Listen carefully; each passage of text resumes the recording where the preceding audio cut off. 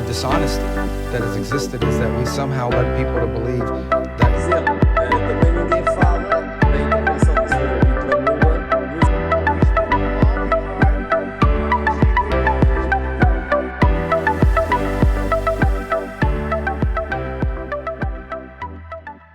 Os europeus têm o espaço de manobra que têm, não é? Que é muito pequeno. Portanto, já percebemos que, digamos, todas as conversações, todas as diligências que estão a ser feitas no sentido da resolução do conflito na Ucrânia são fundamentalmente bilaterais entre os dois beligerantes, que efetivamente são a Federação Russa e os Estados Unidos, não é? Portanto, a Ucrânia neste processo é o proxy, como temos vindo a dizer, e hoje não há dúvida sobre essa matéria, porque aquilo que tem vindo digamos, tem sido apresentado pela comunicação social norte-americana sobre essa matéria, nomeadamente o nível de intervenção americana neste conflito é imenso, E sabemos hoje pormenores que desconhecíamos há uns meses. Sabemos exatamente que o general que comandou esta operação, que esteve desde o início a liderar a operação, não é apenas o general americano que comanda as forças americanas na Europa e é também o comandante da NATO, o Christopher Cavoli, mas é também outro general americano também, por acaso aquele último, o último americano que saiu do Afeganistão, como nos recordamos em 31 de agosto de 2021, que foi do Afeganistão para a Alemanha. E a partir daí este general é Christopher Donahue, que foi ele que comandou, liderou, brifou e nomeadamente demitiu ou forçou a Ucrânia a demitir generais, portanto, e comandou toda a operação até há pouco tempo. Comandou como general 3 estrelas e agora regressou novamente ao teatro de operações, nomeadamente ao comando do teatro de operações a partir de Wiesbaden, agora como comandante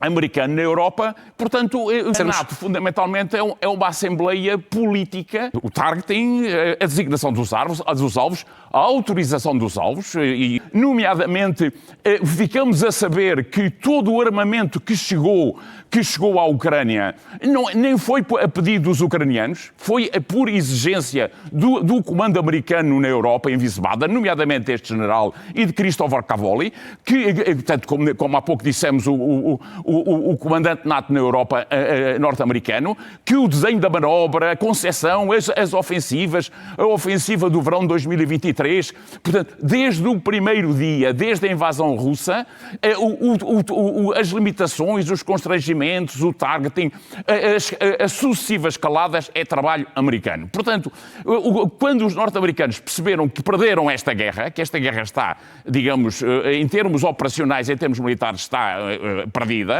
portanto, passaram à dimensão política. Mas passaram à dimensão política sem ter alterado a dimensão logística. É isso que estamos a ver neste momento entra um novo ator neste processo, que é Donald Trump, com uma intenção de promover um cessar-fogo. Percebemos que a intenção, ou todos, digamos, temos vindo a depreender que a perspectiva, o plano de Trump é o contrário do plano russo, enquanto que os russos querem primeiro negociar e depois fazer a paz. Trump quer primeiro a paz e depois a negociação.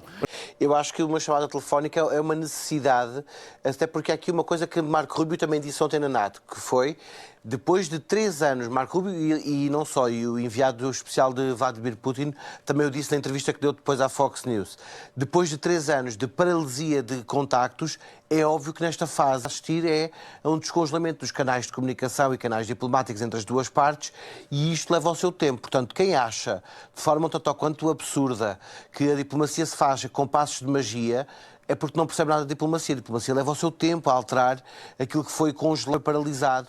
E aquilo que estamos a assistir é uma tentativa de ganhar a confiança política entre todas as partes.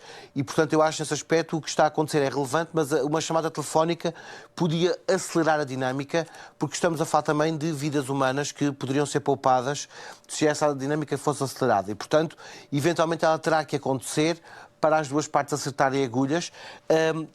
Não de todas elas, começaram há 2, 3 semanas e, portanto, é natural que, uma vez que nós queremos ver acontecer um cessar-fogo colado a um armistício, há muita coisa para ser negociada antes. Portanto, a não ser que houvesse uma assunção da parte de Washington e da parte de Kiev e da parte de Bruxelas de que vamos primeiro para um cessar-fogo e é no cessar-fogo que vamos negociar o armistício e depois o tratado de paz final, aí era diferente. Agora, uma vez que queremos acelerar os tempos diplomáticos, então o cessar-fogo demora mais tempo, porque o cessar-fogo, eu acho que ele é realista e pode até acontecer nas próximas semanas. Vai depender muito das capacidades que existam de fazer cedências de parte a parte e aí a Europa vai ter uma palavra a dizer, porque uma das condições que a Rússia colocou para que o cessar-fogo do Mar Negro entre em vigor é o acesso ao sistema SWIFT e é a capacidade de exportar os seus fertilizantes para os mercados internacionais. Ora, a União Europeia tem sido um dos blocos que tem feito boicote a esses mesmos fertilizantes e, portanto, a União Europeia terá que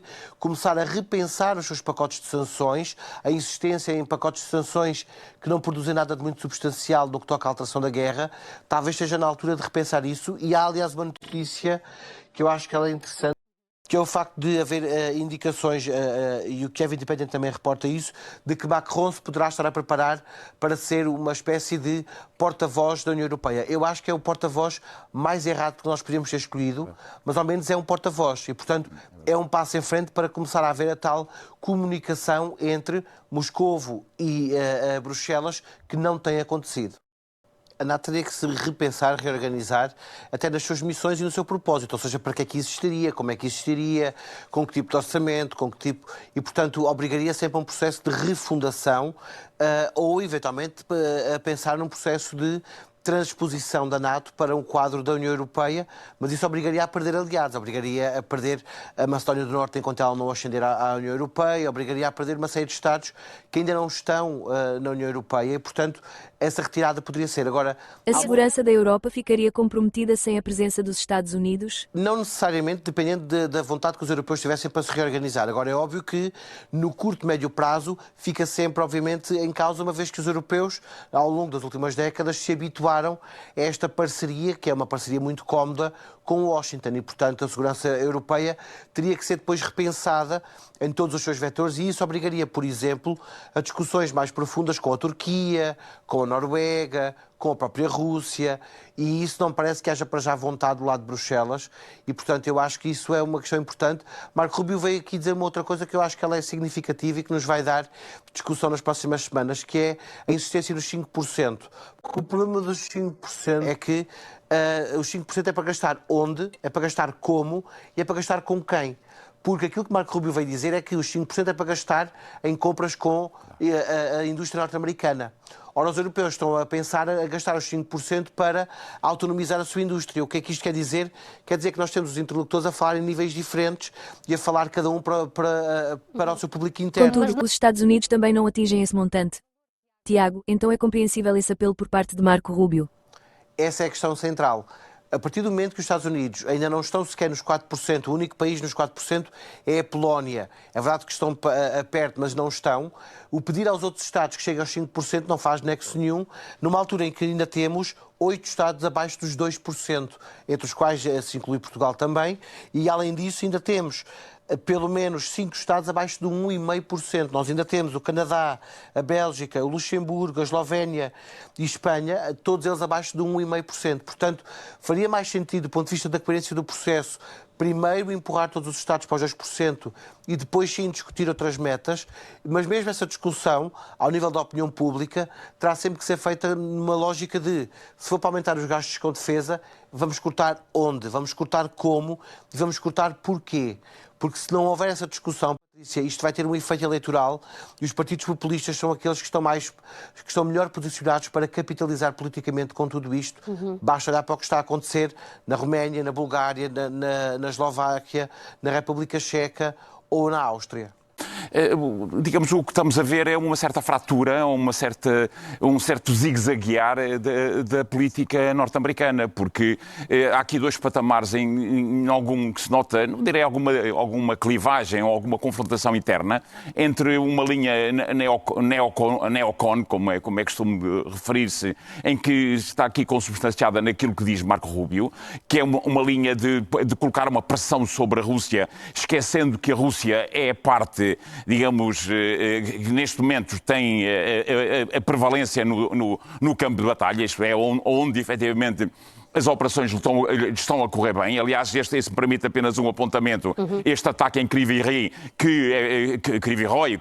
depende se estamos a falar, digamos, na parte ucraniana ou russa, foi fundamentalmente dirigida para um encontro entre militares, entre esfias ocidentais e ucranianas, e causou bastantes baixas. Portanto, na casa de mais de 80, foi uma reunião de alto nível, que foi informação passada por quintas colunas, portanto, dentro da própria Ucrânia, em que foi um ataque primeiro feito pelo míssil Iskander e depois colocados drones no local, e para onde foram feitas as evacuações sanitárias, portanto, transportados os feridos, houve um ataque de drones. Portanto, foi reiterado para atacar estrangeiros. Isto, fundamentalmente, é um sinal para estas reuniões que têm vindo a ser feitas, de que vai haver franceses, etc. Mas voltando a nós, o que nos parece é que os russos colocaram um conjunto de pressupostos, isto é, de condições.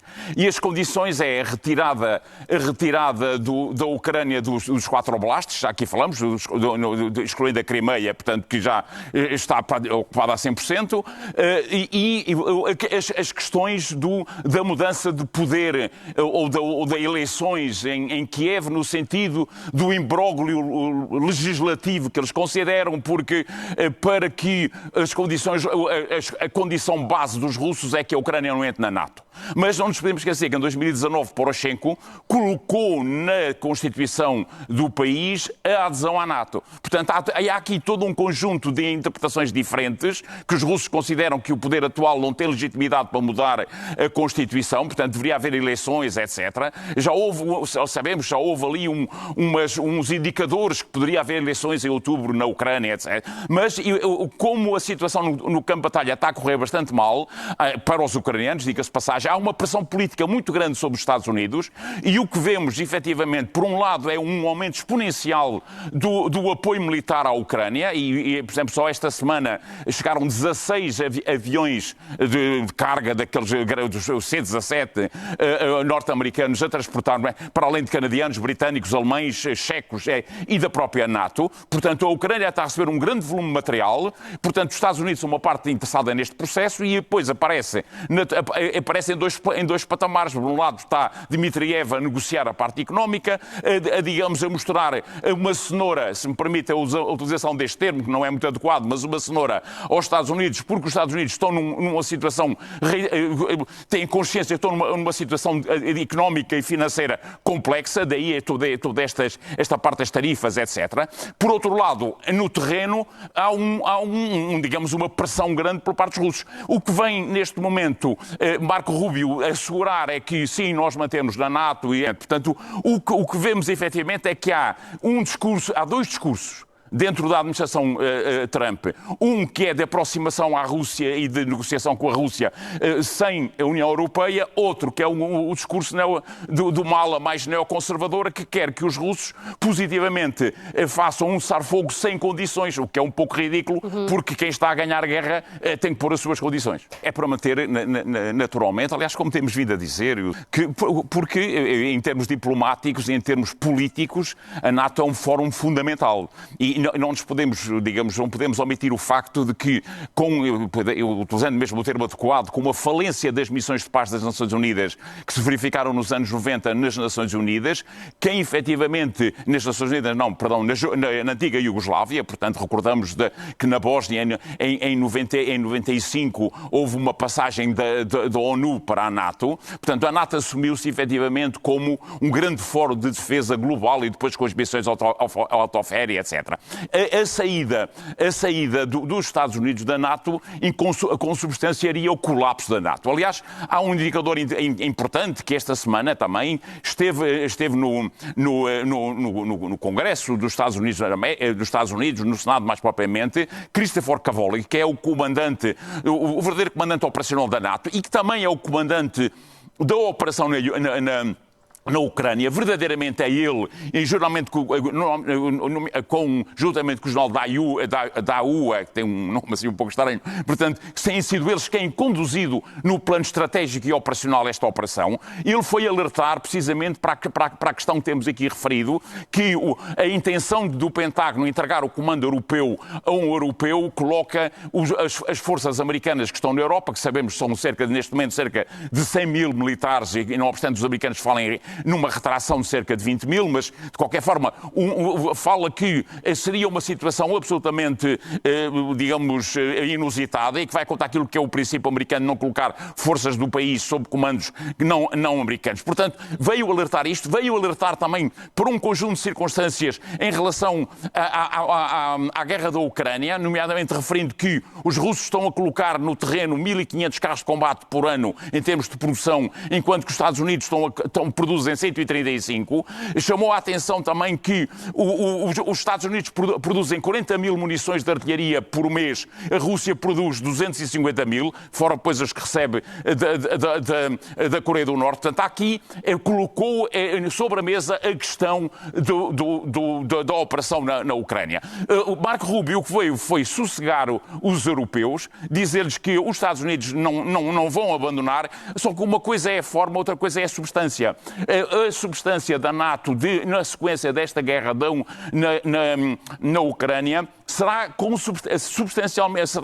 consideravelmente diferente. Soubemos hoje também, através de um órgão, digamos, militar americano, que os Estados Unidos estão a fazer uma reformulação nas suas Forças Armadas, nomeadamente vão reduzir o seu exército em 90 mil militares. Ora, 90 mil militares traz o exército americano, que estava nos 460, para a casa dos 300 e tal mil militares. Portanto, há aqui uma mudança de paradigma, uma mudança de emprego operacional que está em curso. Portanto, aquilo que o Marco Rubio veio sossegar a Europa, mas, em boa verdade, nós estamos neste momento num momento de decisão que ou o processo passa efetivamente para o plano diplomático e tem uma resolução diplomática e tem uma solução, como disse o Sr. Professor, nas próximas semanas, ou então é para as calendas, e que não nos podemos esquecer que Ryabkov, que é o vice-ministro dos negócios estrangeiros russos, disse que os russos não aceitavam esta imposição de cessar-fogo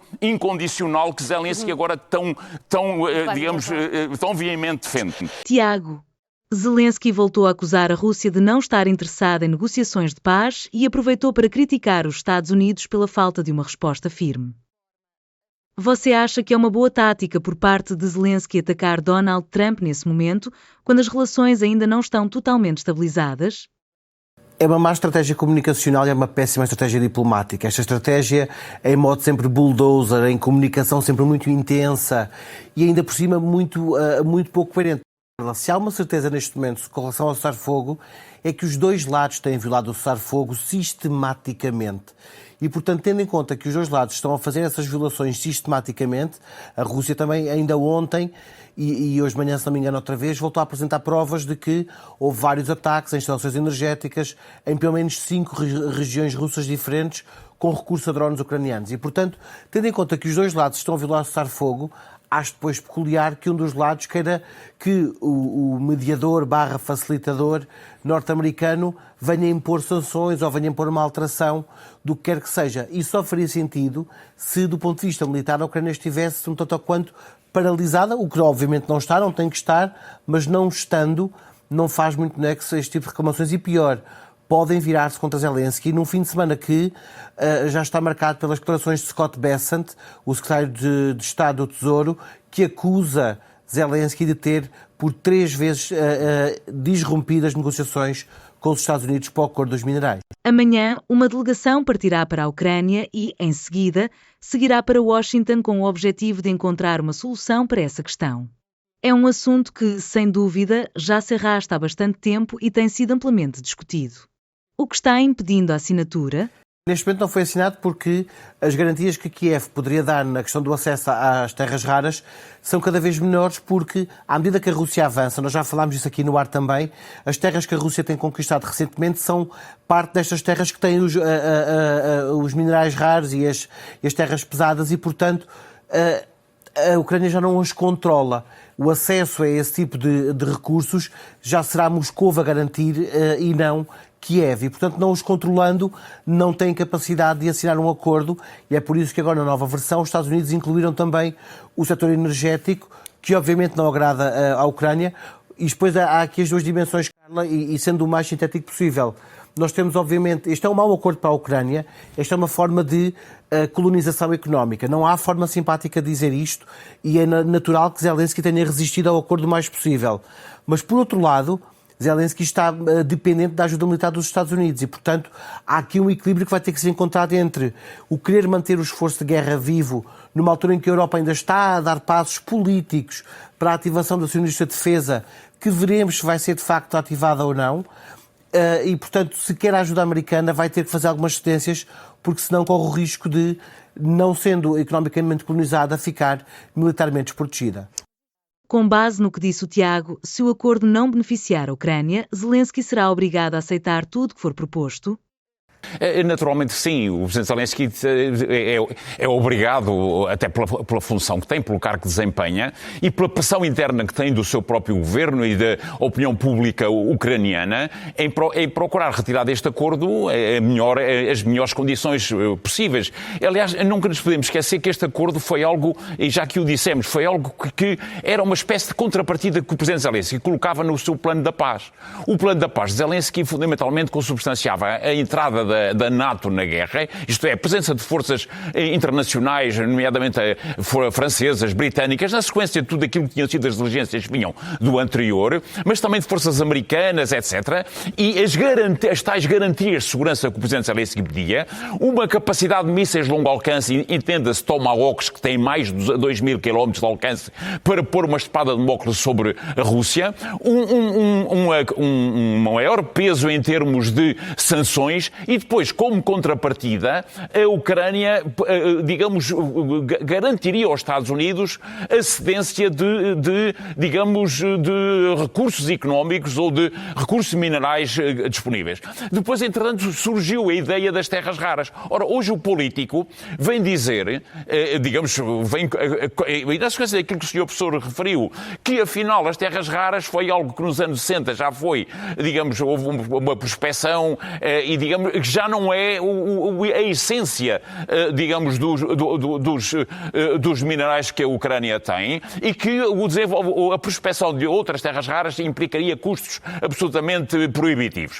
No entanto, muitas dessas terras raras se encontram, por exemplo, no Donbass e atualmente uma grande parte dessa região está sob controle russo.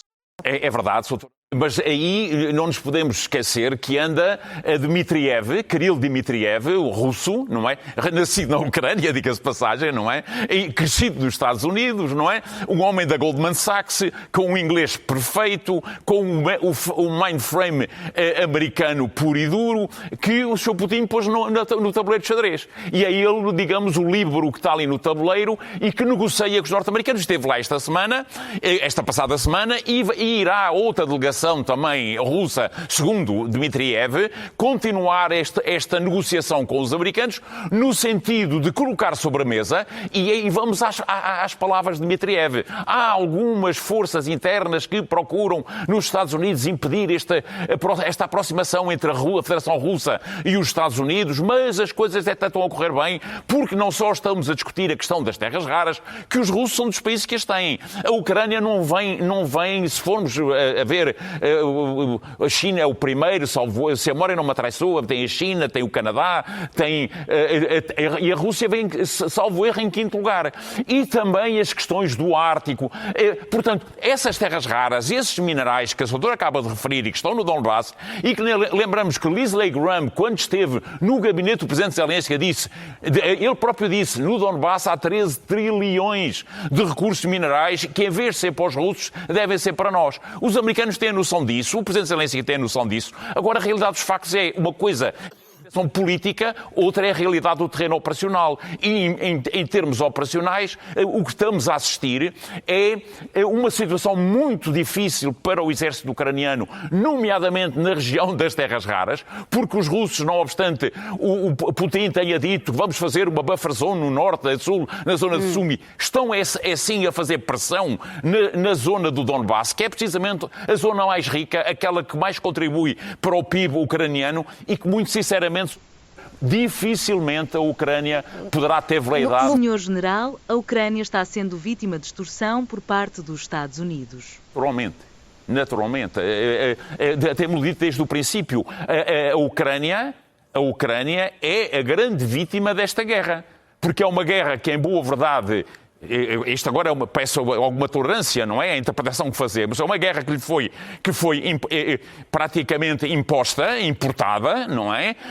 Porque sabemos que, através da via negocial, a situação ucraniana a 2022 seria certamente muito melhor se Minsk tivesse sido cumprido, se a solução se saldasse apenas pela perda da Crimeia. E sabemos que a Crimeia é ali um irritante que resulta de uma entrega da Rússia à Ucrânia porque Khrushchev quis ser eleito pelo secretário-geral do Partido Comunista da União Soviética com os votos da Ucrânia. Foi em 1954. Perfeitamente. E foi ali uma manobra política que os ucranianos, os habitantes da Crimeia não gostaram, e os ucranianos tiveram a lisura de manter a Crimeia como uma república autónoma dentro da Ucrânia. Portanto, é um irritante, mas nunca houve da parte dos russos intenção isto é uma interpretação pessoal na base daquilo que tem sido, digamos, a evolução do conflito desde 2014, entenda-se. Nunca houve a intenção dos russos de tomar o Donbass. Isso resulta do início do conflito em 22, do extremar das posições, da ofensiva que estava preparada para 22, da entrada dos russos para procurarem pôr Minsk e depois da mudança da matriz operacional resultante do Acordo de Istambul não ter sido, digamos, implementado até na sequência do incidente de Bucha, que é completamente encoberta em nevoeiro e que foi uma ação efetivamente serviu deliberadamente ou não interessa, foi um facto que serviu para extremar posições e para mudar a matriz da guerra, e agora estamos num novo ciclo que ou chegamos a um acordo, ou nós entendamos, ou as coisas continuam na mesma. Ou provavelmente continuarão na mesma. Pior, o problema, permita-me apenas um apontamento para concluir.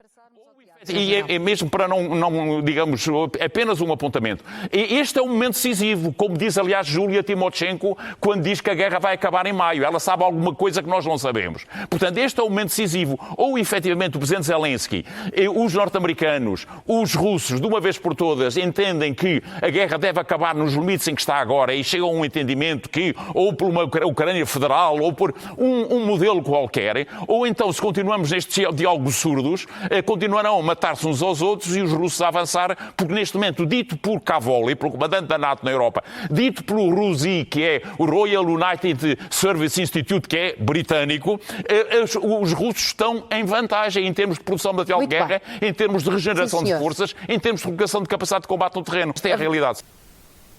But what the dishonesty that has existed is that we somehow led people to believe that Ukraine would be able not just to defeat Russia, but destroy them, push them all the way back to what the world looked like in 2012 or 2014.